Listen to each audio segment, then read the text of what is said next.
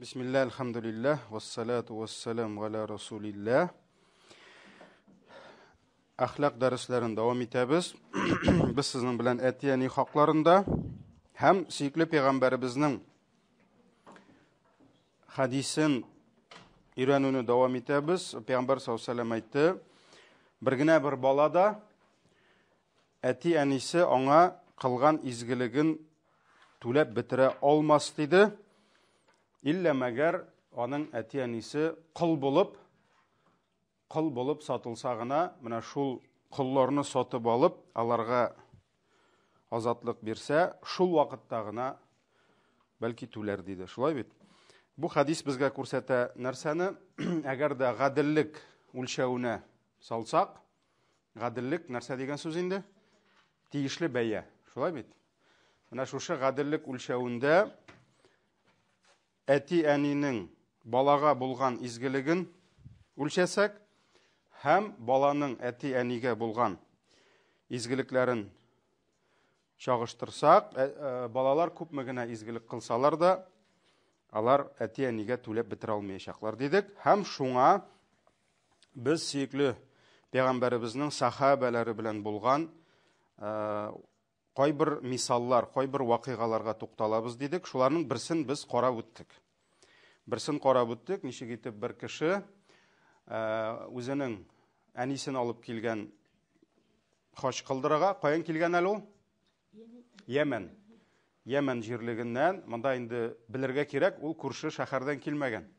Şulay bit, Yemen jirliginden alıp kelgen, belki indi kelgendir işek bilen, başka birer türlü transport bilen, kimde nerse bulgan. Bütün kişide diye de bulmagan, ot da bulmagan. Kaybirsinin işege de bulmagan. Ne için? Akşası yok. Belki orbasını üzerine tağıp kelgendir. Şulay bitinde. Hazır vakit jitken tavaf kılırga, hem şuşu tavaf vakitinde ol indi enisin arkasını askan, mena nişe gitip biz sabıy balalarını көтәріп берген kebek, şulay ettirip tavaf kılıp yeri, hem anın karşısına Abdullah ibn Umar ibn Hattab'ның ulu şırый, hem ol indi ana нәрсә дип әйтә, шигырь юллары белән, гарәпләр алар да шигърият бик көчле булган. Шундый матур итеп әйтә инде. Мин ашык-пышык кына тәрҗемә итәм, шигырь юллары белән түгел. Ул әйтә, мин әнием өчен түбәнчел дөя кебек ди. Кай вакыт дөя киреләнсә дә, абынса сөртенсә дә, дөя мин ди абынмасмын, киреләнмәсмен ди инде. Моның инде мәгънәсе, ул галимнәр әйтәләр, bu kişi ди бик нык шатлана ди, әнисен күтәреп йөри алганга ди. Чөнки дөя һәр вакыт өстенә утыртканга шатланмаска мөмкин. Еш кына дөяләр киреләнәләр. Буның турында сөйләдек инде, хәзер күп вакытны алмыйм. Бер генә шушы фикерне генә кертәм. Ул әнисен күтәреп йөрүдән зур ләззәт күргән, зур шатлык кичергән. Ул үзен мәҗбүр итеп, урысча әйткәндә, заставлять итеп, әнисен күтәреп йөрмәгән. Әнине күтәреп йөрү таваф буе. Ул җиңел эш булмаса да, әни сабый бала түгел бит инде барыбер, шулай бит. Ләкин ул шушы әнисен күтәрүне зур шатлык итеп күргән үзенә. Зур куаныч итеп күргән. Һәм шушы куанышы белән уртаклашып инде сораган, мин әниемнең хакын үтәдемме, шушы изгелегем белән юкмы дигәч, Абдулла ибн Умар әйткән, әниеңнең бер ыңгырашуында син түли алмадың дигән. Менә теге гаделлек үлчәвендә, димәк, әнинең кайчандыр баласын күтәреп йөргәндә бер уфтану инде ул нирәк сүз, авыррак сүз, шулай бит инде бер авыр сулавы дип әйтикме, арганнан, хәлсезләнгәннән бер шушылай ыңгырашып куюы, менә син шуны да түләмәдең дигән. Шуңа күрә монда инде урысча әйткәндә бесполезно нәрсәдер әнинең изгелеген кайтарырга тырышу. Без көчтән килгәнчә тырышырга тиеш, ләкин белергә тиешбез, бер качанда түләп бетерә алмыйбыз. Алга таба мин сезгә әйткән идем, Умар ибн Хаттаб белән бәйле булган Ибн Аби Дунья үзенең Макаримул Ахлак, хәерле әхлаклар дигән китабында китерә шундый кыйсса, бу кыйссаны Муавия ибн Салих сөйли. Bir vaqt bir kişi Ömer ibn Hattab yanına kildi. Килде Гомар ибн Хаттаб янына һәм әй әмирул мөминин, мөминнәрнең әмире Гомар инде бу вакытта кем булган була? Халиф була, җитәкче була. Һәм нәрсә дип әйтә?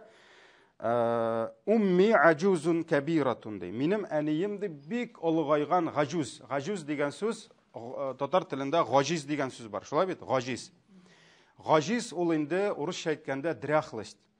Ягъни аның көче беткән, үзен үзе карый алмый, үзен үзе ашата алмый, мәсәлән, йомышын үти алмый, кемдер аны инде карага тиеш. Менә бу хәтта Пәйгамбәр саллаллаһу алейһи ва саллям мине гажиз картлыктан сакла дип дуга кылган.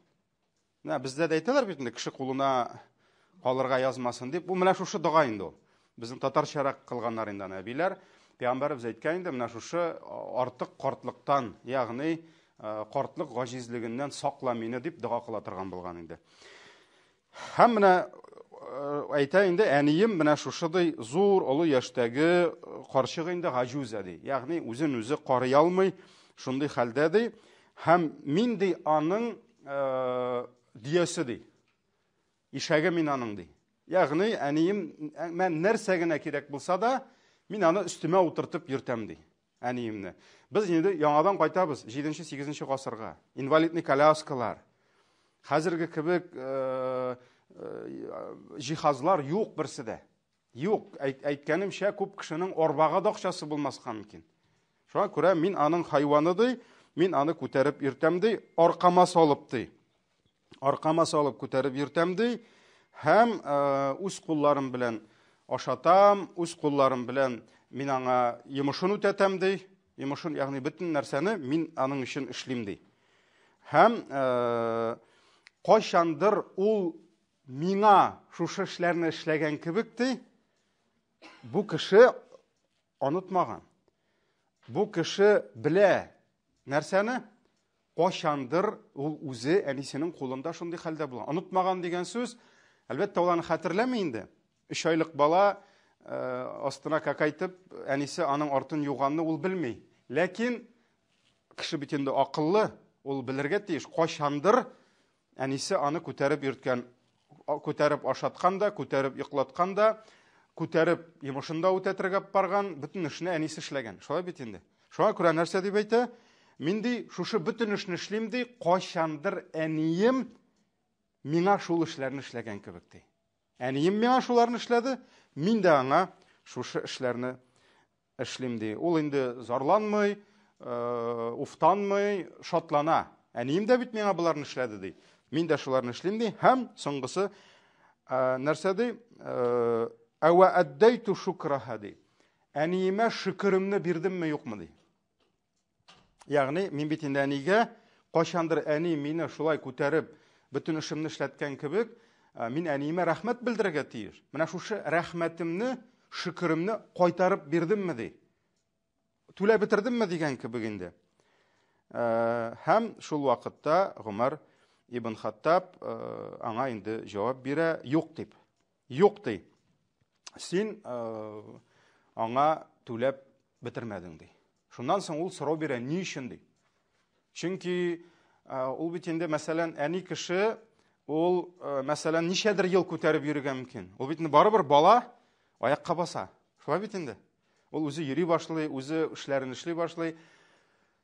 Әни авырыга мөмкин күбрәк тә. Шулаймы? Мәсәлән, 10 ел карага мөмкин әнисен, 5 ел карага мөмкин. Шуңа күрә ул чын күңелдән сораган.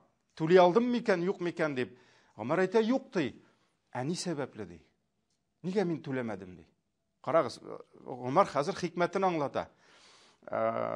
Шуннан да бит инде бер караганда кайтардың кебек. Мәсәлән, безнең әби, әтинең әнисе 20 елдан артык Бастилдә ятты. Ни белән, парализованный инде. Аллаһның рәхмәтендә булсын. Безнең белән бик дуслар идек. Кичкенә вакытта мин гел кырыннан китмәйдем. Һәм көн сайын иртә кич эшкә барганда, эштән кайтканда безнең апа, шулай инде Аллаһның рәхмәтендә булсын, иҗмакта булсын урына, ул инде гел әбине карый иде. Көндез бабай карый иде. Мин шул әбинең бер сүзе истә калган, кызганычка каршы инде алар күбесе совет тәрбиясендә булдылар, Аллаһка ышансалар да. Ул әйтә иде, кызым ди, син ди миңа бөтен изгелекләреңне, минем изгелекләремне кайтардың дип әйтә иде. Күбе белә кайтардың дип әйтә инде. Ул аның бер дугасы булгандыр инде. Әйе. Менә гел бу вакыйганы укыганда минем шул әбинең сүзе искә төшә инде. Булды, син ди миңа түләдең ди бөтен изгелегеңне дип әйтә иде. Менә чыннан да бит бу кеше күп хезмәт итә. Һәм моны бөтен кеше булдыра аламы? Моны бөтен кеше булдыра алмый. Бүгендәген күп кеше моны булдыра алмый. Чөнки әни бит инде ул сау сәламәт булганда рәхәт, бәлешен салып, кыймагын пешереп, шәйен тәмле иттереп пешереп, сине каршы алганда рәхәт бит инде ул. Шулай бит. Кайчан ул сине бәлешләр белән, тәмле кыймаклар белән сыйлау түгел, үзен үзе дә карый алмый башлагач, шулай бит инде, ни ашый алмый, ни юына алмый, ни ята алмый, тора алмый, ни йомышын үти алмый. Ягъни, менә ничек 2-3 айлык бала дөньяга килгән иде, бер көтү мәшәкать белән. Шулай иттереп, кеше кемнеңдер әнисе, әтисе шул хәлгә кала. Шулай бит инде. Һәм әлбәттә аны еллар дәврендә карау ул җиңел эш түгел. Мәсәлән, мин беләм, кайбер мөслимәләрне беләм. Мәсәлән, миңа хәзрәт булгач инде алар киләләр, килгәннәре бар шулай. Мәсәлән, миңа ди анда ничә 40 яшьтә мин ди бер кашан да кияүгә чыкмадым ди.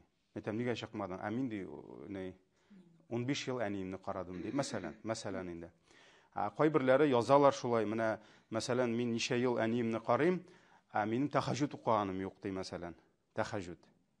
Мәсәлән, минем тәһаҗҗүд укыйсы килә, ләкин мин кит алмыйм. Әйтәм, субханалла, синең әниеңне тәрбияләвең бәлки ул 1000 рәкъәгать тәһаҗҗүдтән хәерлерәктер. Аллаһ Тәала күреп тора бит. Аллаһ һәр кемгә бирә, аны җмахка кертә торган гамәлләр. Шуңа күрә узган дәрестә иде. Шулай бит? Җәннәтнең иң уртадагы ишеге дидек. Шулаймы? Җәннәтнең иң уртадагы ишеге әтияни ишеге дидек. Менә шуңа күрә Аллаһ Тәала һәр кемгә бирә. Һәм ул әлбәттә җиңел эш түгел. Шуңа күрә Пәйгамбәр саллаллаһу алейһи ва сәллям хәтта иштап карайтты, хурлык диде. Ул хадисны тик микән без? Хурлык диде. Шуннан соң сахабалар карадылар. Нинди хурлык? Хурлык диде. Хурлык диде. Һәм моны галимнәр ике төрле аңлаталар. Пәйгамбәребезнең хурлык дигән сүзен. Беренчесе, Пәйгамбәр саллаллаһу алейһи ва сәллям безгә хәбәр итә. Нәрсәнедер? Димәк, кемгәдер хурлык була. Икенчесе моның нинди мәгънәдә? Дуга. Пәйгамбәрнең дугасы. Хурлык булсын дигән дуга. Аллаһ Тәаланың кабул итә дугасын. Кемгә дигәч, Пәйгамбәр саллаллаһу алейһи ва сәллям әйтә, кемгә ди Аллаһ Тәгалә олыгайган әти-әнисен насип итте ди. Ягъни әти-әнисенең олыгайган көнен күрергә насип итте ди. Мәсәлән, кемнеңдер әти-әнисе иртә китә. 50-60 үлә, ул аларны карый да алмый, тәрбияли да алмый, андый мөмкинлек бирелми аңа. Андый сынау бирелми аңа дип әйтсәк була, әйме? Менә Пәйгамбәрбез әйтә, кемгә олыгайган әти-әнисен күрергә насип булып та, ул җәннәткә кермәсә ди ул кеше. Бу кешегә инде хурлык булсын дип 3 мәртәбә әйтә. 3 мәртәбә. Менә шуңа күрә менә бу әти-әни хакына килгәндә, бу үзе бер сынау вакыты инде. Чөнки әйткәнемчә, сау сәламәт булган, яшь булган әти-әнинең, мәсәлән, ул анда 9-да, 10-да укый торган егетләр, кызлар бар. Аларның әти-әниләренә 30, 35, 40 яшь. Бөтен проблемаңны хәл итә, киемеңне юа, ашарыңа пешерә, завтрагыңа әзер, бөтенесе әзер, әтиең көн-төн эшли, бөтен проблемаларың хәл ителгән. Әлбәттә, анда әти-әни хакына шул әзрәк посуда җуышсаң инде, әзрәк кенә ярдәм итешсәң, әллә ни юк. Менә кайчан акчасында үзең эшлисең, кайчан бөтен проблемаларында үзең хәл итә башлыйсың. Әле монда синең балаларың, хатының, аларны син җаваплы, шулай бит. Монда олыгайган әти-әниең эшеңне ташлап кайтырга кирәк, аларны карарга кирәк, аларга врачын эзләргә кирәк, башкасын кемдер утырып аларны карый. Шулай бит инде еллар буе караучылар бар, аларны әйттек. Шуңа күрә, әлбәттә, бу зур хезмәт таләп итә. Зур хезмәт. Һәм бу кеше үзенең бу хезмәтен кылган һәм кыла. Зарланмый, ардым дип әйтми, улан шатланып кыла, чөнки белә, кайчандыр әнисе аңа да шушы хезмәтне күрсәткән. Хадискә кайттык әсәргә, шулай бит инде. Шуңа күрә Аллаһ Тәгаләнең рәхмәте мин түләдемме, юкмы ди. Гомәр әйтә, юк ди. Ни өчен түләмәдем ди. Шуннан соң Гомәр әйтә, син ди картайган, олыгайган әниеңне карыйсың ди. Һәм Аллаһка дуга кыласың ди. Нәрсә дип? Кашан бетсә иде бу хәл дип. Ягъни әниемне алса иде Аллаһ Тәгалә үз хузурына дип дуа кыласың ди. Чөнки ул угайган инде. Ул инде зурайган, шулай бит, аның хәзер китергә. Әниең ди сиңа шул ук изгелекләрне кылганда, шул ук алдың артыңны юганда, ашатканда, күтәреп йөргәндә, синең өчен дуа кылды ди. Аллаһ гомерен бирсә иде дип ди. Балам узак яшаса иде дип ди. Син ди киресенчә кыласың ди. Менә шуңа күрә син түләмәдең ди. Ягъни кешенең уе бу сынауга булган мөнәсәбәте башка, әнинеке башка. Шулай бит? Әни гомер бирәм дип хезмәт итә. Бала олыгайган әтисен, әнисен озатам дип теге дөньяга хезмәт итә. Шуңа күрә син түләмәдең дип әйтә. Менә ничек кенә менә шу ике хезмәтнең аермасы. Икесе дә хезмәт. Баланың әнисенә булган хезмәте, әнинең баласына булган хезмәте. Икесе дә зур авырлык, зур сынаулар, сабырлыклар таләп итә. Икесе дә йокысыз калдыра, тәмле йокыларны бүлә, тәмле ризыкларны бүлә, ниндидер каядыр барып, ял итеп йөрүләрне ничек әйтергә, күңел ачып, бөтенесе икесе дә нитә, безне мәхрүм итә шулай берләрдән. Ләкин айырма зур. Шулай бит? Айырма зур, һәм менә бу да күрсәтә нәрсәне? Бала әти-әнисенә күпме генә изгелек кылса да, ул эчтән аңларга тиеш. Әти-әнинең әҗәтен кайтарып бетерә алмый. Мин барыбер әҗәттә. Шуңа күрә галимнәр, ул бик кызык шундый мисал китерәләр. Аллаһ Тәгаләгә изгелек кылгач та, кабул ит дигәч, менә сиңа бик нык әҗәткә ярдәм кирәк булды, мәсәлән. Акча кирәк булды сиңа, мәсәлән, анда балаң авырып китте, Алла сакласын, син андан сиңа 10 миллион акча кирәк, мәсәлән. Син белмисең аны кайдан алырга. Юк синең анда акчаң. Балага, мәсәлән, операция ясатырга кирәк, каядыр апарып. Һәм кемдер синең бер танышыңмы, мәсәлән, бай кеше, син аңа бардың да, әйтәсең, менә миңа тиз арада, мәсәлән, 10 миллион акча кирәк, әҗәткә. Булай да сиңа беркем дә бирмәйин чыгарып. Ләкин бай синнән сорый, син бирә алырсың менә? Иншалла бирермен ди. Түләрмен, Алла бирсә, менә тегесен бар, бусын сатам. Ярар, бай белә бит инде, синең көтеп торырга вакытың юк. 2 көннән операция ясарга кирәк. 10 миллион чыгарып бирде. Булды, ул яхшылыгын кылдымы? Әҗәткә бирдеме? Бирде. Ярар, операциялар булды. Алланың рәхмәте, бала исән, ләкин бит җилкәдә нәрсә тора? Әҗәт тора. Аны түләргә кирәк. Шулай бит? Шуннан соң инде бу нишләде? Туганнарын җыйды, башка балаларын җыйды. Нәрсә эшлибез, җәмәгать? Безнең 10 миллион әҗәтебез бар. Әйдәгез, кем күпме җыя ала? Соңгы акчаларыгызны. Булар инде кырып, сибиреп, тегеннән әҗәткә алып, җыйдылар, мәсәлән, 500 мең акча. Мәсәлән, 500 мең акча. Ярар, бу шушы 500 меңне тотты да китте теге байга. Моның бит инде башында нинди сорау? Ул күпме алды? 10 миллион алды. Күпме бирә? 500-не бирә. Бу нинди күңел белән, нинди ни белән бара? Күкрәк киреп бара моңа. Кая бай, мә сиңа акчаңны дип. Әллә башын аскайып барамы? Бу гаебен сизеп барамы? Ул бит әйтте, мин кайтарам диде. Аңа кем әйтмешли, аерма юк иде, аңа тизрәк акча алырга кирәк иде. Бу бара теге байның рәхим шәфкатьлелегенә өметләнеп, шушыны булса да алмас микән дип. Шулай бит? Шушы 500 меңемне булса да алмас микән дип. Менә кеше намаз укый, ураза тота, хаҗ кыла, бай закат бирә һәм Аллаһ Тәгаләдән дуга кылып сораганда, я Раббым, минем намазымны кабул ит дигәндә, уразамны, хаҗымны, закатымны, ниндидер изгелегемне, ул әлбәттә күкрәк киереп, Раббым, кара мин нәрсә эшләдем дип горурланып бирми. Ул Аллаһ Тәгаләнең аңа биргәне күпкә күбрәк, миллион, миллиард тапкырга күбрәк. Шулай бит? Шуңа күрә Раббым кабул итсә инде шушы әз генә изгелегемне дип бара. Теге байга бара, йөземә атмасай дип. Шулаймы? Менә тәсбих дугасында әби бабайлар кылалар бит ул дуганы. Яшьләр күбесе белми инде аны. Аллаһумма тaqabbal minna salatana wa siyamana wa qiyamana. Шунда бар шундый юл, валя тадриб биха. Кем белә? Вуҗухана. Ая. Моның мәгънәсе укыган намазларыбызны кыямәттә йөзебезгә атма. йөзебезгә атма. Менә шуңа күрә кашан син беләсең, аның сиңа булган изгелеге синең аңа кайтарылган изгелегеңнән миллион, миллиард тапкыр күбрәк, син инде башыңны иеп кенә өметләнеп барасың. Шулай бит, кабул итер микән шуны булса да. Менә шуңа күрә монда дагы әти-әниеңә изгелек кылганда, күкрәк киереп, әни, күрәсеңме мин сине нинди анда врачларга алып бардым, күрәсеңме әни, мин сиңа нинди тәмнүшкәләр алып кайттым дип горурланып, теге иштән кеше шатланса да, әнисенә ярдәм ит алганга, әтисенә ул белергә тиеш. Күпме генә әниемә кайтарсам да әтиемә, әҗәтләрем шул кадәр күп, алар кайтып бетә алмый дигән әйберне ул белергә тиеш инде. Һәм менә безнең Коръәндәге дога дагын Исра сүрәсе 24-нче аят. Аллаһ Тәгалә нәрсә ди? Вахфид лахума җанаха зулли минар рахма. Аларга ди, монда Аллаһайган әти-әни турында. Хәтерлисез бит ул аятны. Әгәр дә әти-әниең яки берсе генә картлыкка ирешсәләр ди, аларга уф дип тә әйтмә ди. Тавышыңны күтәрмәде, аларга хәерле сүзләр сөйләде, һәм нәрсә ди? Аларга үзеңнең түбәнчелек канатларыңны җәйди.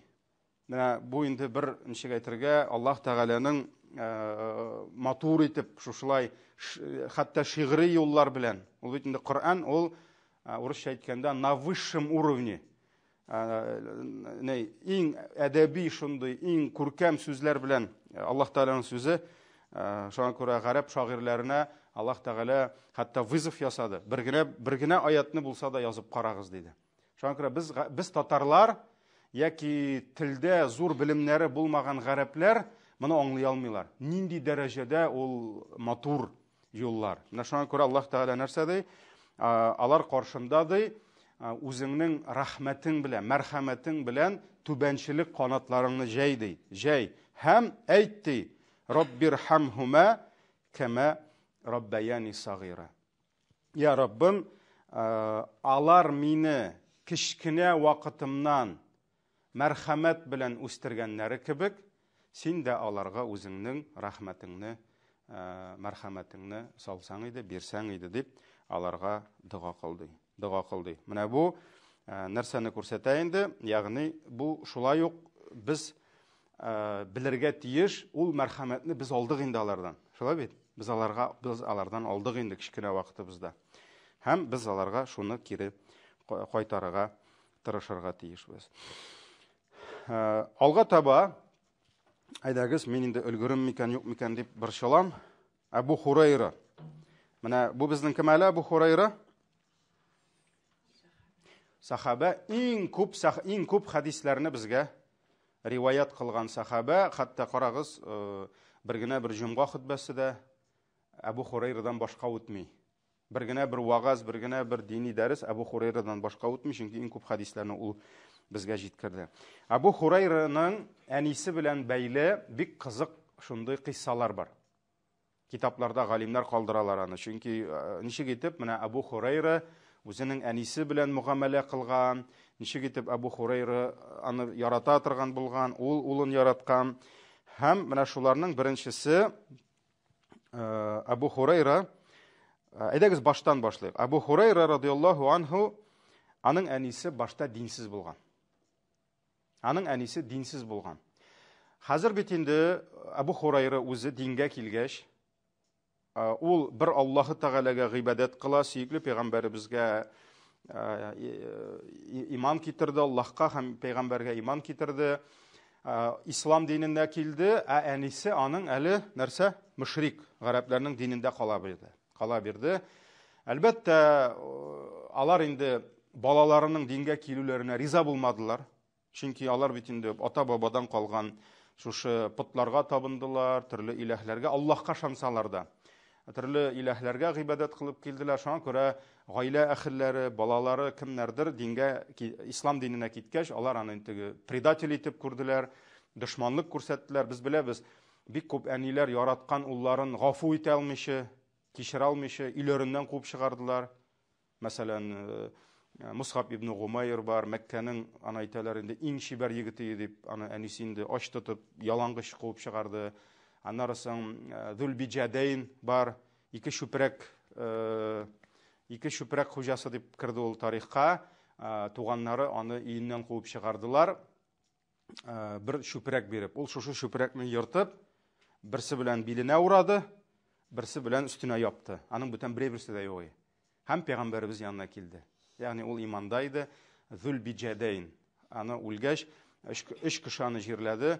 Абу Бәкр, Гомәр белән кабер казып, пәйгамбәр саллаллаһу алейһи ва саллям шулай елап аны үзе кабергә салды инде. Мин аннан риза, Раббым син дә разый бул дип. Менә шундый кешеләр булдылар инде. Һәм менә бу дагын Абу Хурайраның да әнисе белән бик зур низак, конфликт башланды.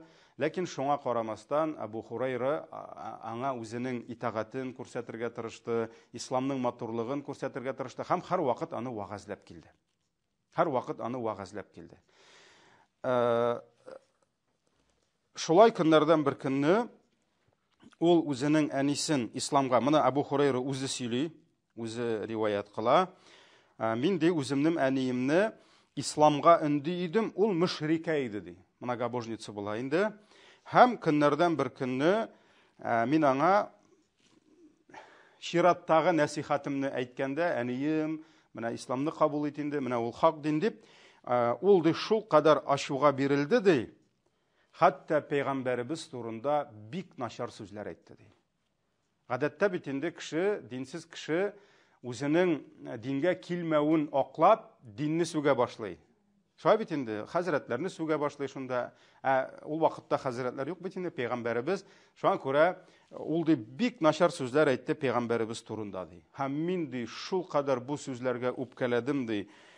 Һәм елый пәйгамбәрбезгә килдем ди. Елый килдем сөйкле пәйгамбәрбезгә. Менә инде пәйгамбәрбез утыра, аның кырына Абу Хурайра килә. Үзе елый, шуннан соң әйтә: "Я Расулаллаһ" дип әйттем ди. Әниемне, газиз әниемне исламга дәгъват иттем ди. Һәм ул ди каршы чыкты ди. Ул миңа каршы килде ди, исламны кабул итмәскә ди. Һәм бүген ди мин аңа вагаз сөйләгәндә ди, синең турында ул бик начар сүзләр әйтте ди. Бик начар сүзләр әйтте ди. Шуңа күрә әнием өчен дуга кыл әле ди. Әниемә каршы димәде.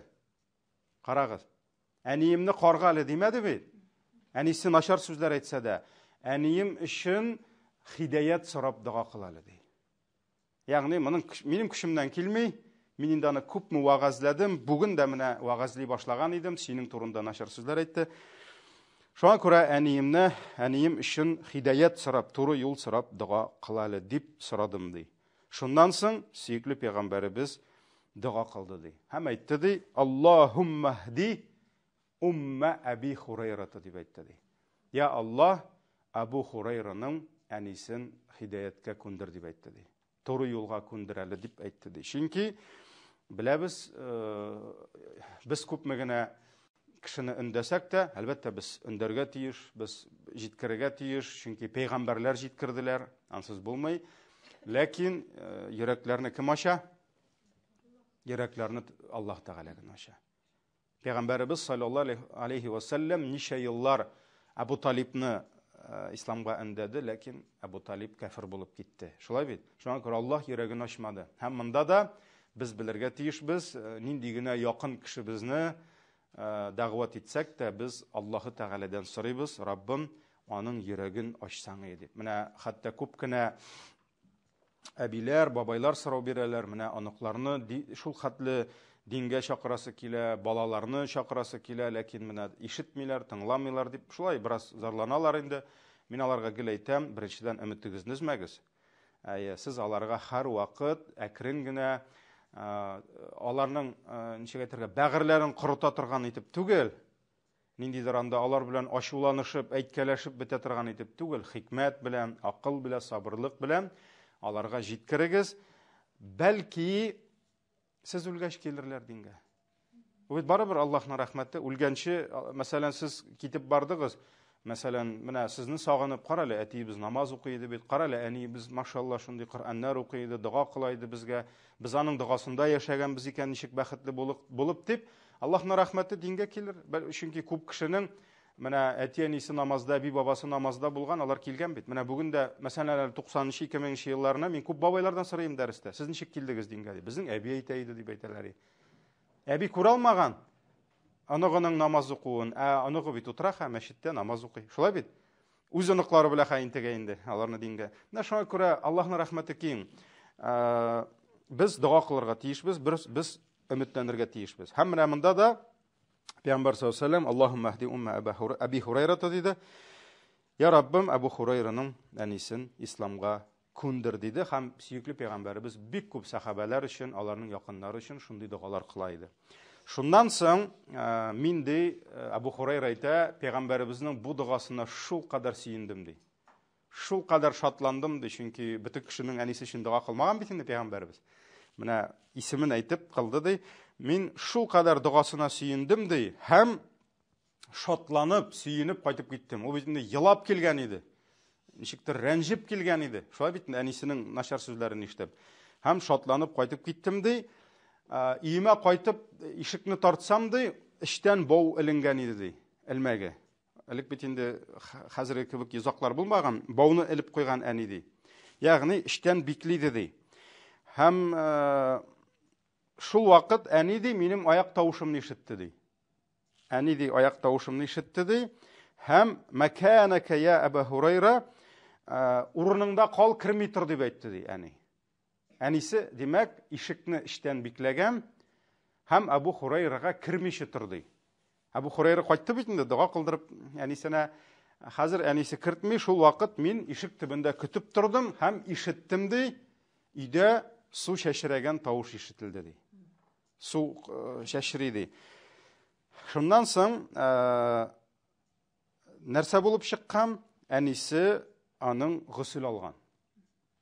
Әнисе бөтенләй юынган, гысыл алган, үзенең киемнәрен киде ди, башына яулыкларын салды ди һәм ишекне ачты ди. Ишекне ачып миңа карады да, Абу Хурайра дип әйтте ди. Ашһаду ан ла илаха иллаллаһ ва ашһаду анна Мухаммадан абдуху ва расулуһ дип әйтте ди. Ягъни әле Абу Хурайра кайтып та җитмәде. Әле яңа гына сүгеп җибәргән, янисә теге Мөхәммәдең дип нәрсәдер шулай бит инде. Җылап киткән иде, елап. Инде кайтып ишекне ачса, әнисе инде гысыл алып, өстенә киемнәрен салып, ишекне ачты да, "Эй Абу Хурайра" дип әйтте ди, "Ашһаду ан ла илаха иллаллаһ", шаһадат китерәм, Аллаһтан башка хак илаһ юк, һәм Мөхәммәд аның кулы һәм илчесе дип әйтте ди. Шуннан соң мин елап пәйгамбәребезгә йөгердем ди. Бая да йөгергән иде, елап. Шулай бит. Бая елаган иде кайгыдан, рәнҗеп, хәзер инде елый нәрсәдән? Шатлыктан елый. Шуннан соң мин ди шатлыгымнан үзем елыйм ди. Үзем пәйгамбәребезгә барам ди. Һәм пәйгамбәребезгә килеп җиткәч, "Я Расулаллаһ, шатлан, шатлан" дип әйттем ди. Сөен дип әйттем ди. Аллаһы Тәгалә дугаңа җавап бирде һәм Абу Хурайраның әнисен һидаяткә күндерде ди. Ислам диненә китерде ди. Һәм шуннан соң сөекле пәйгамбәребез "Әлхәмдүлиллаһ" дип Аллаһы Тәгаләгә дуалар кыла, зикр тәсбихлар әйтә һәм тагын хәерле сүзләр әйтте ди. Тагын ниндидер сүз, дуа кылгандыр инде бәлки, шулай бит. Хәерле сүзләр әйтте ди. Шуннан соң мин ди пәйгамбәребезгә әйттем ди, "Я Расулаллаһ, тагын бер дуа кыл әле безнең өчен" дип әйттем ди. Теге ничек әйтергә, хәерчегә тун бирсәң ямаулык сырый дигән кебек, Абу Хурайра, чөнки бәрәкәт бит инде. Күпме ничә еллар вагазлады, пәйгамбәребез бер дуа, әлбәттә аның ул вагазлары барыбер әнинең күңеленә димәк кирип барган. Шулай бит. Менә Аллаһның вакыты җиткән, Аллаһ Тәгалә әнигә шушы сүзләрне әйттергән, авыр Абу Хурайраны җибәргән пәйгамбәргә, пәйгамбәрнең дуасын алдырткан да, пәйгамбәребезнең дуасы белән йөрәген ачкан. Шулай бит инде. Ярар, икенче тапкыр килде бит инде, әйтте, пәйгамбәребез бик нык сөенде һәм әйттем дә, "Я Расулаллаһ, дуа кыл әле. Аллаһы Тәгалә мөмин бәндәләренең йөрәкләренә миңа һәм минем әниемә мәхәббәт салсын дип ди. Ягъни мин бөтен мөселманнар һәм мине һәм минем әниемне яратсыннар әле дип дуа кылалы ди. Шуннан соң пәйгамбәребез дуа кылды ди: Аллаһумма хаббиб убайдака хада ва уммаху иля ибадикал муъминин ва хаббиб илейхимул муъминин дип әйтте ди. Я Аллах, моның инде тәрҗемәсе, шушы кечкенә кылыңны, кечкенә кыл. Ни була инде, ничек урыс телендә рабёнок дигән сүз бармы икән инде? Әйе, убайдак дигән сүз, шундый матур итеп әйтән. Шушы кечкенә генә кылың, ул бит инде егет, әле яшь егет, шулай бит. Шушы кечкенә генә кылыңны ди, һәм аның әнисен ди, мөэминнәрнең йөрәкләренә салалы ди. Ягъни мәхәббәт сал, аларга карата ди. Һәм әле өстәп тагын әйтте, һәм алар да мөэминнәрне яратсыннар ди. Ягъни бөтен мөэминнәр Абу Хурайраны һәм аның әнисен яратсыннар ди, һәм алар да бөтен мөэминнәрне яратсыннар ди. Һәм Абу Хурайра нәрсә ди? Җир өстенә нинди генә иман иясе килмәсен ди. Әгәр дә ул Абу Хурайраны күрсә ди, ул аны ярата иде ди. Ул Абу Хурайраны ярата иде. Пәйгамбәрбез икенче дуганы да, пәйгамбәрбезнең икенче дугасы да кабул булдымы? Һә? Әйе. Абу Хурайра әйтә, кем генә мине күрсә дә ди, Абу Хурайра икәнемне белсә ди, ул мине ярата башлый ди. Бу Сахих Муслимда килә, Сахих Муслимда килә. Монда дагын без күрәбез инде нәрсәне? Беренчедән, әти-әни имансыз булсалар да, әти-әни күфрлектә иң зур җинаят. Монда сүз бармый, мәсәлән, безнең халыкта проблема нинди? Күп сораулар, егетләр, кызлар бирәләр, мәсәлән, әти ишә. Ә мин мөселман. Мин аның белән ничек мөнәсәбәт кылырга тиеш? Мәсәлән, аралашырга тиешме, юкмы? Әгәр дә үлчәүнең бер ягына аракы шуны салсак, икенче ягына ширк салсак, кайсының гынахасы күбрәк? Ширк, күфрлек. Шулай бит инде, күфрлек. Ләкин кафир булуына карамастан, Абу Хурайра, әнисе кафир булуына карамастан, ул аны ташладымы? Юк. Ул аннан киттеме? Юк. Ул аны каргадымы? Юк.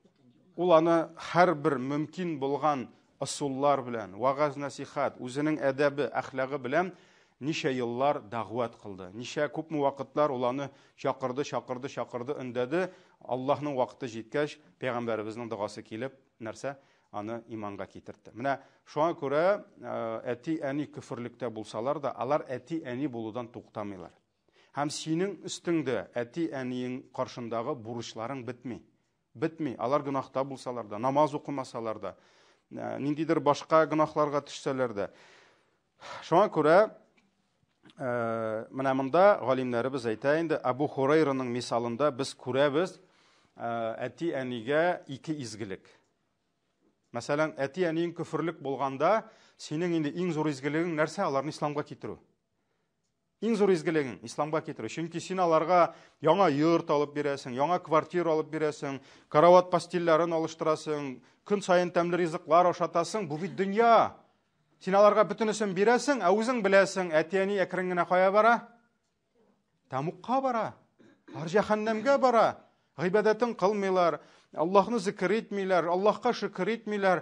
Бүген төнне үлем фәрештәсе килеп алып китә икән, алар күфрлектә. Шулай бит инде. Шуңа күрә безнең иң зур изгелегебез аларны җәннәт юлына чакыру. Аллаһның рәхмәтенә. Һәм менә монда галимнәребез әйтә инде, Абу Хурайрада күрәбез ике ысул, ике юл. Шулай бит. Беренчесе нәрсә? Дәгъват. Бүтән яклап, үзеңнең үрнәгең белән күрсәт исламның матурлыгын. Мәсәлән, кайбер егетләребез, кызларыбыз әти-әниләрен дәгъват кыла башлыйлар. Нәрсә белән? Мәсәлән, малайы кем әйтмешли, нормально кырынып, чистарынып йөри иде. Менә хәзер моның хатлык сакал үстерде дә, башка исламын күрми. Син әйтәм, сакалыңны гына күрсәтмә аңа. Син күрсәт аңа исламның матурлыгын. Син элек ничә тапкыр аларга елмая идең? Менә хәзер 3 тапкыр күбрәк елмай. Син аларга ничә тапкыр килеп хәлләрен белә иде? Менә хәзер күбрәк бел. Син аларга ни хәтлек ярдәм итәсең? Хәзер күбрәк ярдәм ит. Чөнки әйт, бу безнең динебез дигән. Изге сүзләр әйт, изге дугалар кыл аларга. Яхшы сүзләр ишеттер. Алар карасыннар, каралы улыбыз ничек дин шулай үзгәртте. анда сакал үстертеп, яулык бәйләттереп, башларына шундый матур кыз үстергән идек, әрәм булды дип миңа сөйлиләр кайвакыт. Нәрсә, әрәм итте ислам аларын дип әйтмәсеннәр. Исламның матурлыгын күрсеннәр. Без ничек кенә аларга күрсәтергә тырышсак та, алар яулыкта күрмиләр бүген матурлык, кайберләре. Алар динсез бит. Алар сакалда күрмиләр бүген матурлык. Алар бүген анда Гөлназның Зәйнәпкә әйләнгәненә, алар анда күрмиләр матурлык. Алар анда сектантство гына күргән мөмкиннәр. Ә без күрсәтергә тиеш. Алар күргән матурлыкны. Шулай бит? Чисталык, синең мөгамәләң, матур итеп елмая белү һәм башка. Һәм менә шуңа күрә беренчесе шул булды. Икенчесе нәрсә? Дуа. Дуа әти-әни өчен хидаят сорап, туры юл сорап дуа кылу, көн-төн дуа кылу. Шуңа күрә әти-әниләр балалар өчен дуа кылалар, ә балалар әти-әниләр өчен дуа кылалар. Менә шушында без күрәбез, субханалла, менә шушы мисалны күрәбез шушы кыйссада. Һәм әле аның тагын бер нәрсәсе бар. Пәйгамбәрбез саллаллаһу алейхи ва саллям дуа кылды бит. Шулай бит. Аллаһумма абдука Абу Хурайрата ва уммуху ахиббахума илан нас. Икенче бер риваятта килә, Пәйгамбәр саллаллаһу алейхи ва саллям дуа кылды. Я Аллаһ, синең бәндәң Абу Хурайра һәм аның әнисе ди, bütün кешеләр аларны яратсыннар иде, bütün мөселманнар ди. Аларны яратсыннар иде. Һәм шуңа күрә Абу Хурайра нәрсә ди? Җир өстендә нинди генә мөмин дөньяга килсә дә, мине һәм әниемне ишетсә, алар дуа кылалар иде ди.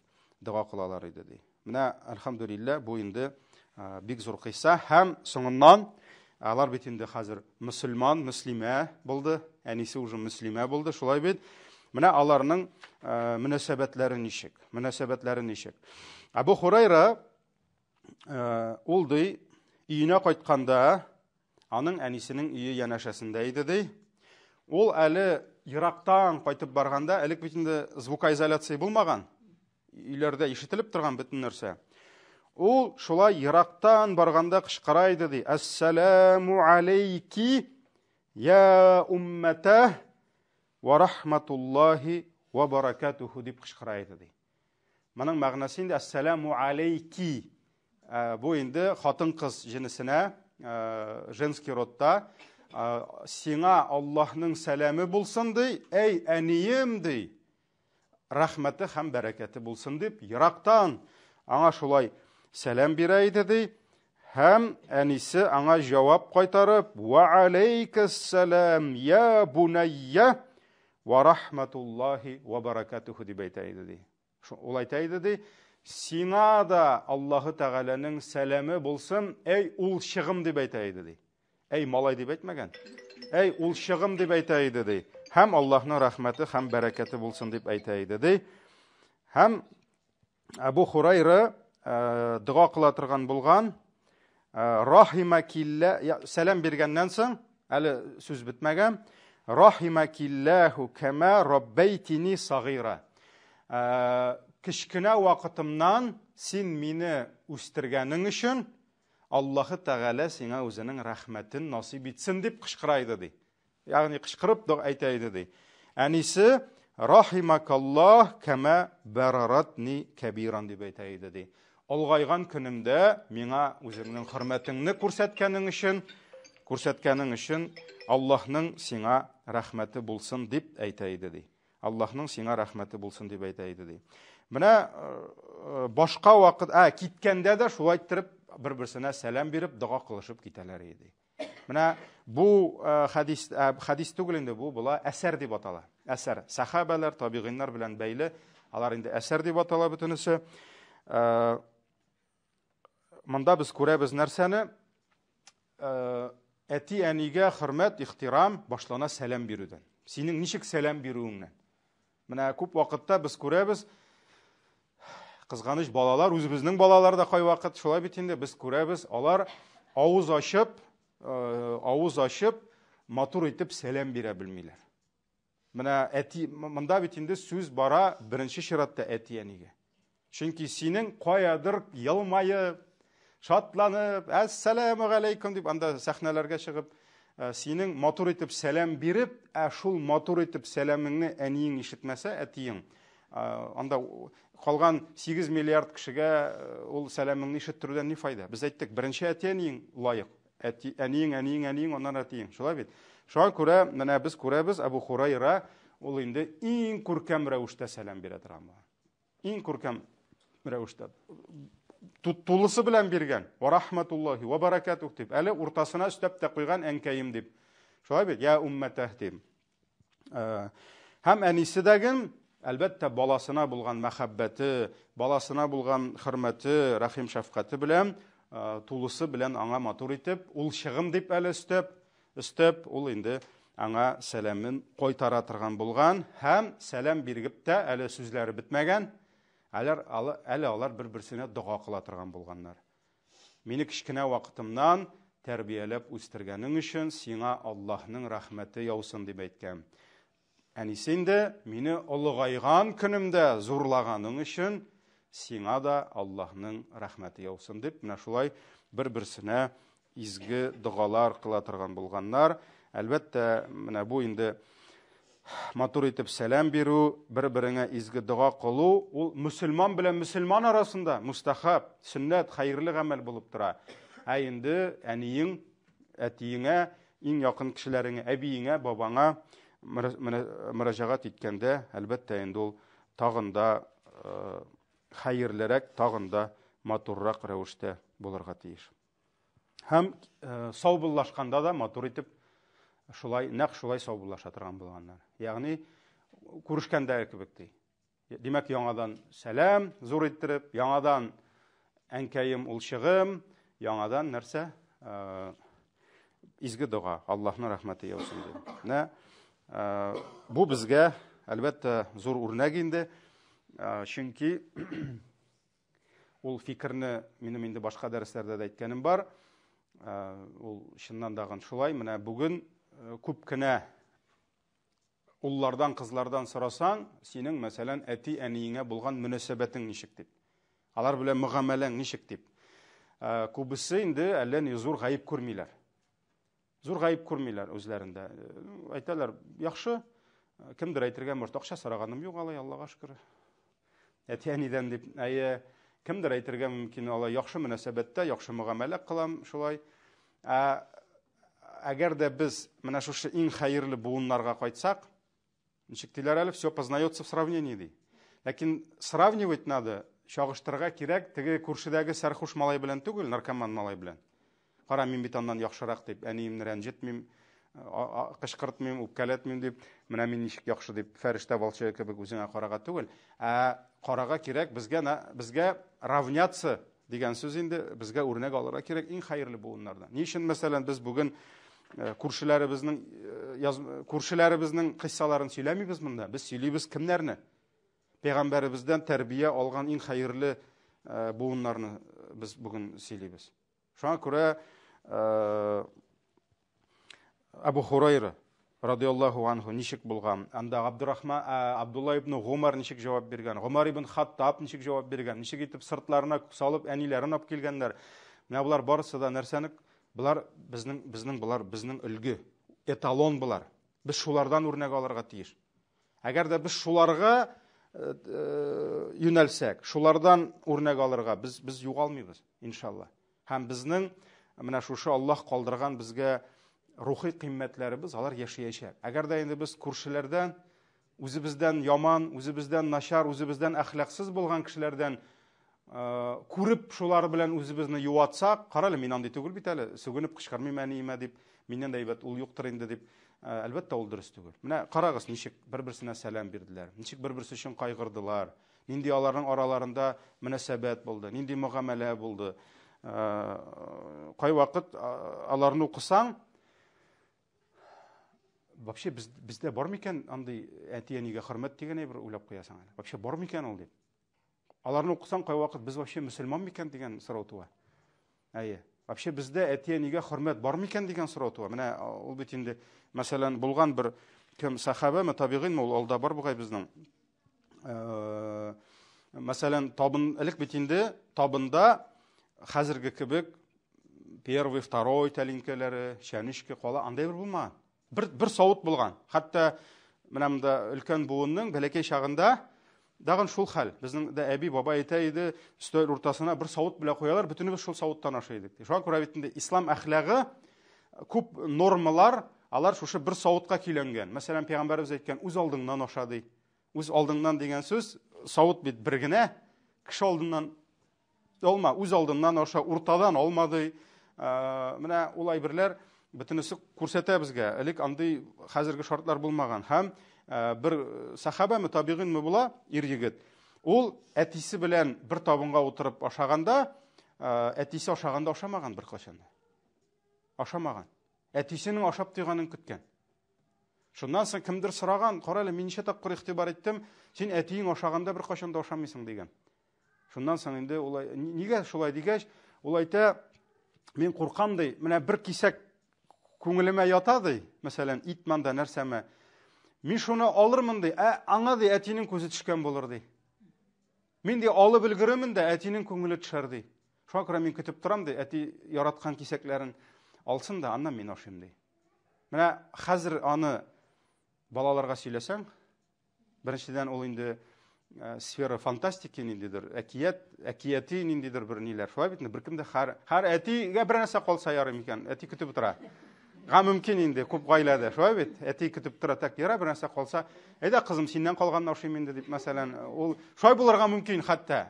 Элек карагыз, нинди итагать булган. Нинди хөрмәт булган, ул әтием хәзер тәмне күзе төшкән кисәкләрне алсын да, аннан калганын мин ашармын дип ул көтеп торган. Ул бит бүген ул башка сыймый. Алар шундый булганнар. Менә бу сахабалар, табигыннар, шундый булганнар. Шуңа күрә безнең максат ни өчен без дәрестә шуларны карыйбыз, чөнки үрнәк безгә хәерле шуларда. Хәзерге заманда яки хәзерге заман кешеләрендә түгел. Һәм соңгысы безнең 2 кенә минут вакыт калып килә. Абу Хурайра белән бәйле Мухаммад ибн Сирин рахимахулла әйтә, бер вакыт без ди Абу Хурайрада кунакта булдык ди, төнне белән ди. Һәм ул аның ди төнне кылган дугасын ишеттек ди. Бәлки тахаҗҗудтә булгандыр. Бәлки төнге намазында булгандыр. Ул ди шундый сүз әйтте ди. Аллаһумма гфир ли Аби Хурайрата ва ли умми ва ли ман истагфара лахума. Я Аллаһ дип әйтте ди. Бәлки сәҗдәдә, бәлки намазлар арасындадыр инде, мөһим түгел. Я Аллаһ, гафу ит Абу Хурайраны дип әйтте ди. Әниемне гафу ит дип әйтте ди. Һәм кемнәр алар өчен истигъфар кылсалар, бөтенесен дә гафу ит дип әйтте ди. Алар өчен кем әле? Абу Хурайра белән әнисе өчен. Ягъни Абу Хурайра дуга кылган, я Раббым, гафу ит мине, әниемне, һәм минем белән әнием өчен кемнәр истигъфар кылсалар, истигъфар дигән сүз гафу ит дип сорасалар, бөтенесен дә гафу ит дип әйтте ди. Шуннан соң Мухаммад ибн Сирин әйтә, без ди аның шушы дугасына кирер өчен гүл дуга кылдык, аның өчен һәм әнисе өчен ди. Мәсәлән, без бүген дуга кылабыз икән, я Раббым, Абу Хурайраны гафу ит, һәм аның әнисен гафу ит дип дуга кылабыз икән, без автоматик рәвештә кирәбез кемнең дугасына? Абу Хурайраның дугасына. Димәк, Абу Хурайра да безгә дуга кылган булып чыга. Менә шулай итеп сахабалар әлхәмдүлилләh дуга кылганнар Абу Хурайра һәм аның әнисе өчен. Бүгенгә шул Аллаһ Тәгалә безгә инде шушы дәресләрдән файда алып, хәерле, бәрәкәтле тормышта булырга насыйп итсен. Субханакаллаһумма бихамдик, шаһаду ан ла илаһа илля анта, астагфирука ва атубу илейк.